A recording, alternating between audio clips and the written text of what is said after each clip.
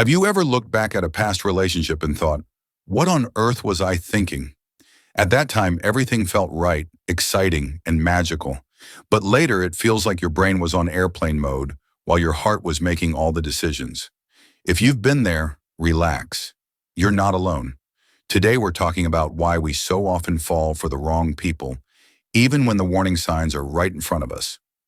One big reason is that we don't actually fall in love with people. We fall in love with feelings, the excitement, the butterflies, the late night chats, the rush of emotions. Our brain feels that intensity and immediately says, this must be love. But intensity doesn't always mean something is good for us. Sometimes it just means it's dramatic. It's like spicy food, amazing at first, painful later, and somehow we still go back for more. Another reason is that we confuse familiar pain with comfort.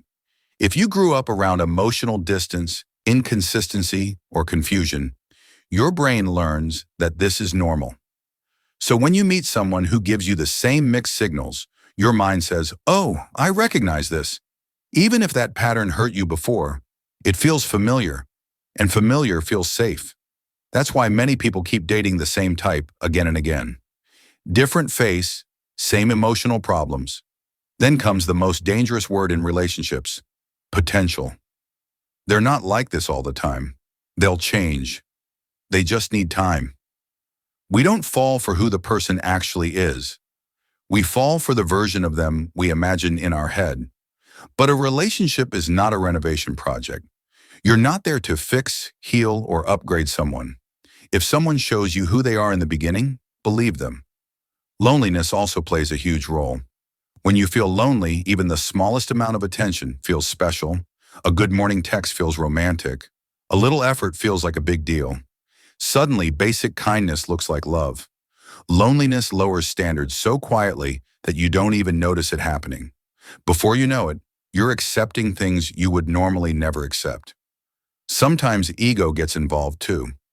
We fall for people who don't fully choose us because deep down we want to prove our worth.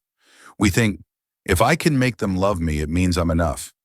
The relationship becomes less about connection and more about validation. You're no longer loving, you're chasing. And chasing someone who is emotionally unavailable is a game no one ever wins. Chemistry is another tricky one. Strong chemistry feels powerful and addictive, but chemistry is not character. You can have insane attraction with someone who is emotionally immature, inconsistent, or toxic. Fireworks look beautiful, but you don't want fireworks inside your house. Real love often feels calm, steady, and safe. And for people used to chaos, that calm can feel boring at first. And let's talk about red flags. When we're in love, we become completely colorblind. They don't communicate properly. They disappear for days. Their actions don't match their words, but we always find excuses.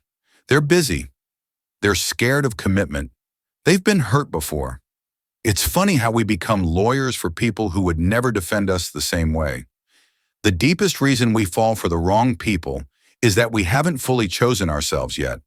When you don't believe you deserve consistency, respect, and real effort, you'll accept confusion and mixed signals. But once your self-worth grows, wrong people stop feeling attractive. They start feeling exhausting. Falling for the wrong person doesn't mean you're weak. It means you're human. You felt deeply. You hoped. You cared. The goal isn't to never fall in love. The goal is to fall with awareness. Next time, instead of asking, do I like them? Ask, do I feel emotionally safe with them? Do their actions match their words? Do they show up consistently? Because real love doesn't confuse you. Real love doesn't make you chase. And real love never makes you feel small.